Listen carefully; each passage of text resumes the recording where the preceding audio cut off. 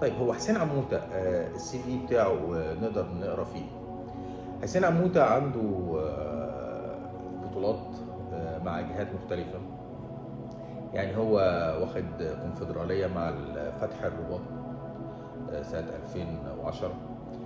معاه كاس أفريقيا للمحليين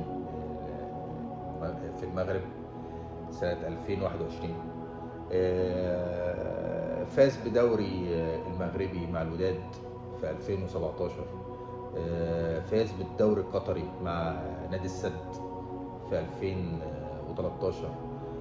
فاز بدوري ابطال افريقيا، ودي الحته المهمه جدا جدا للنادي الاهلي، في 2017 مع الوداد.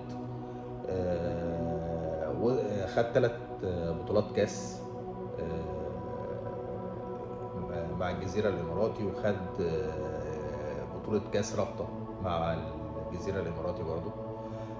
وصل نهائي كاس اسيا مع منتخب الاردن قدام قطر، منتخب قطر في 2024.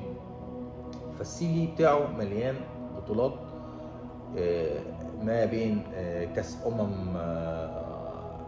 افريقيه للمحليين، وما بين كونفدراليه، وما بين دوري ابطال افريقيا، وما بين دوري، وما بين كاس، وما بين كاس رابطه.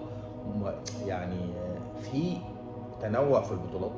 هي مش قصه ان هو مركز في دوري بس، او في بطوله قاريه افريقيه بس، او او